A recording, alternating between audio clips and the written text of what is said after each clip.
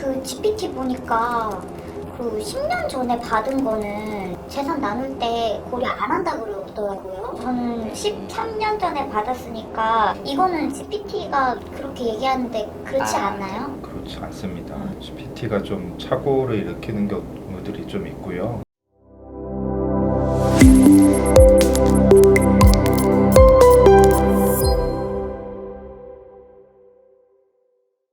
네, 안녕하세요.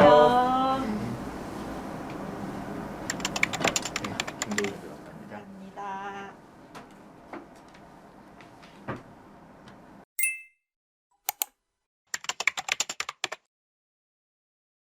네, 님이시죠? 어떤 일로 오셨나요? 저희 엄마가 2달 전에 사망하셨는데 오빠랑 지금 그 상속재산을 분할을 해야 되는데 이게 협의가 안 돼서 왔습니다. 상속인은 오빠랑 본인 두 분이세요? 네.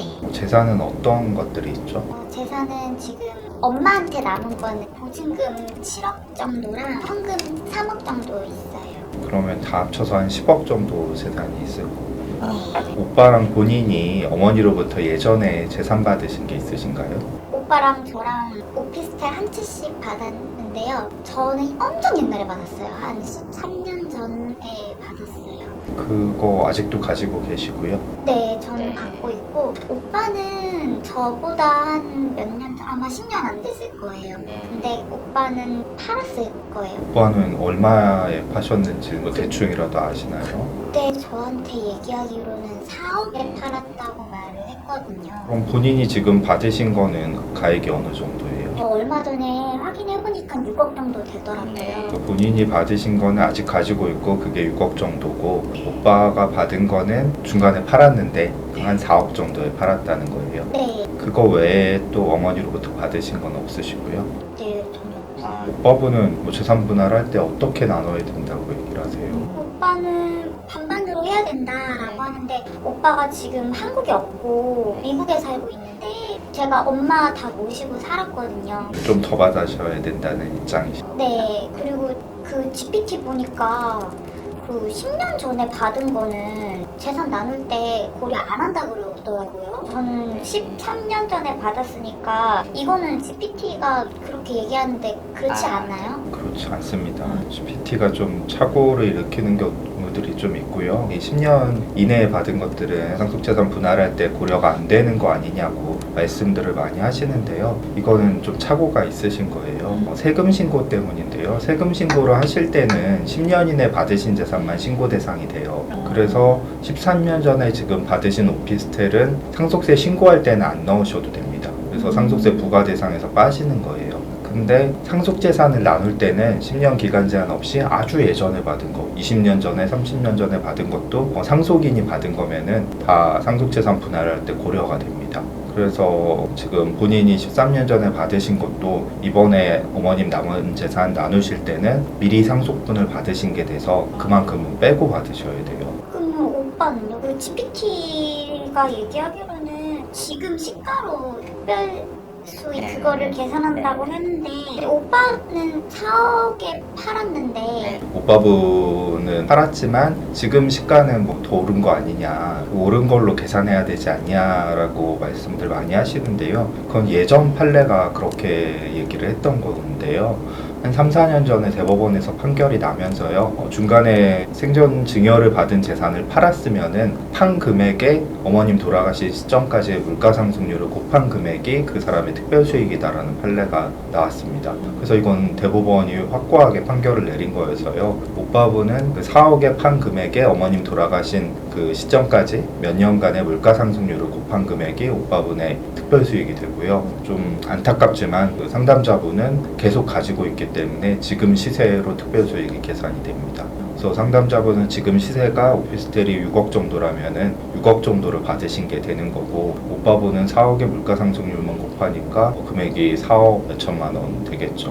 그 차이가 많이 나나요? 그렇습니다. 그래서 생전증여를 받으신 재산을 중간에 처분을 하고 다른 걸 사면은 그냥 판금액의 물가상승률만 곱하는 건데요. 계속 갖고 있는 분들은 상속재산 분할할 때 좀 손해를 봅니다. 서울의 비싼 아파트들 예전에 받으신 분들은 계속 갖고 계신 분은 지금 오른 시세가 다 반영이 되고요. 그걸 팔고 다른 거에 사신 분은 그냥 판 금액의 물가상승률만 있다고 합니다. 그래서 차이가 크게 날 수도 있어요. 이거는 대법원 판례가 확고하게 판결을 한 거여서요. 바꿀 수는 없습니다. 제가 엄마랑 같이 살면서 엄마를 모시고 했는데 기업은 그게 어떻게 되는 걸까요? 네, 그것도 말씀드리려고 했는데요. 오빠분은 이제 해외로 가시고 어머님 돌아가시기까지 상담자분이 어머님 부양하고 병원도 모시고 다니고 혹시 생활비 부담도 하셨다든지 병원비 부담을 하셨다든지 이런 부분들은 기여분으로서 상속재산을 나눌 때 상속재산을 더 받게 되는 그런 요소가 됩니다. 그래서 이건 가정법원에서 판결을 받아야 돼요. 물론 기여분에 대해서도 협의를 해서 아까 말씀하신 대로 오빠분이 인정을 해주고 네가 그렇게 고생했으니까 재산을 좀 더 가져가는 거에 나도 동의를 해준다.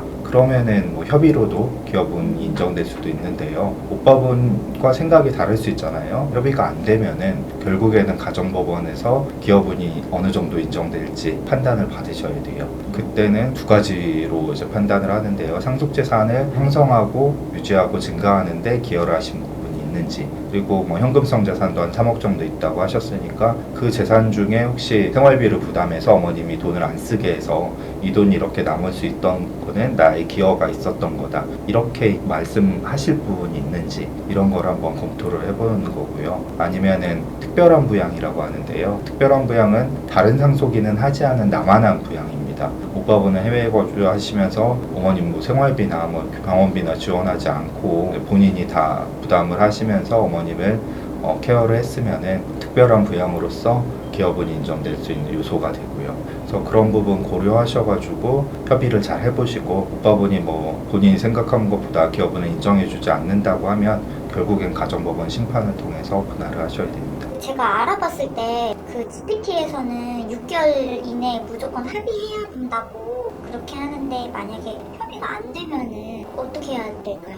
협의가 안 되면은 가정법원 심판을 통해서 나누는 건데요. 이것도 6개월 제한이 있다는 것도 많이들 오해를 하시고 디스퓨트도 좀 착각을 하고서는 답변을 드린 부분도 있는 것 같아요. 이 6개월이라는 게 왜 나오냐면요. 상속세 신고를 하는 게 6개월의 기간이 있습니다. 오빠분이 해외에 거주하고 계시기 때문에 상속인 중에 해외 거주자가 한 명이라도 있으면 이 6개월의 기간이 9개월로 늘어납니다. 그때까지 상속세 신고 납부를 하셔야 되는 거예요. 그 기간 내에 신고도 안 하면 상속세 납부하는 금액에 미신고 가산세가 20%가 바로 붙고요. 그리고 신고도 안 했으니까 납부도 안 하실 거 아니에요. 납부 안 한 거에 대해서는 한 달에 한 0.85% 정도 해서 1년에 10% 정도의 가산세가 붙습니다.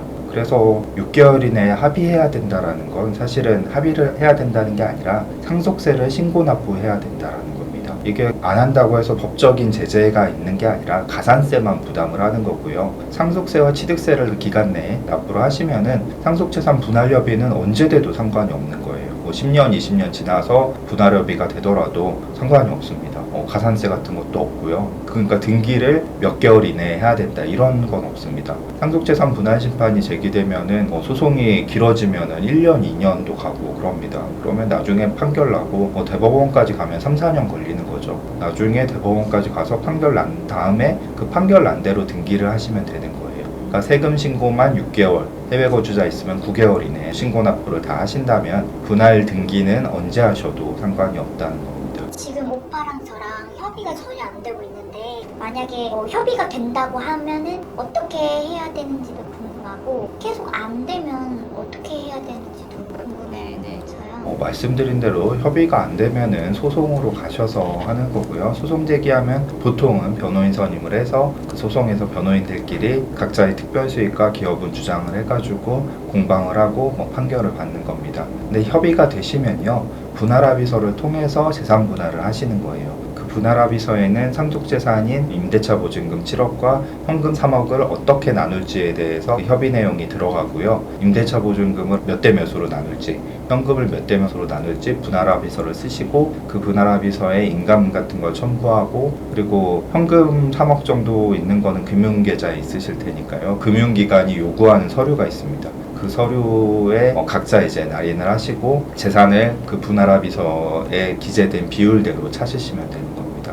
해외에 거주하시는 분이 한 분 계셔서요, 그 합의가 좀 용이치는 않으실 텐데요. 해외 거주자분이 혹시 인감증명서가 없으면은 그 해외에 거주하는 거주하시는 그곳에 위임장이나 거주사실증명서, 서명인증서, 동일인인증서를 공증받고 시민권자분이시면 아포스티유, 시민권자 아니라 영주권자분이시면 영사공증을 받으셔서 보내주시면 국내에 계신 분 그걸로 찾을 수 있고, 해외 거주자분인 오빠분은 국내에 자기가 나와서 찾든지 아니면은 법무법인 같은 데 의뢰를 하시면은 그걸 찾아서 오빠분에게 송금해주는 그런 업무까지도 하고 있습니다. 임대차 보증금은 임대인에게 그 분할합의서 보내면서 이렇게 나누기로 했으니까 임대차 기간 끝나면은 보증금은 이 분할 비율대로 송금해 달라고 하시면 됩니다.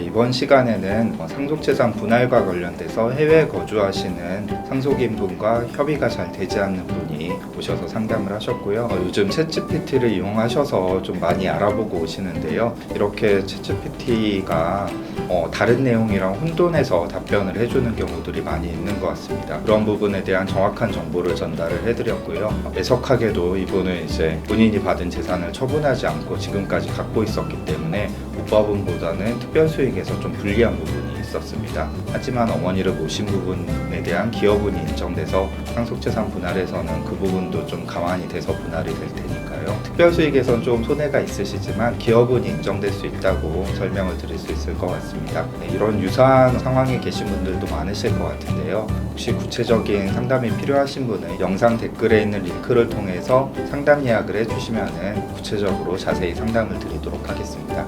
이상 법무법인 더 스마트의 김동일 변호사였습니다. 감사합니다.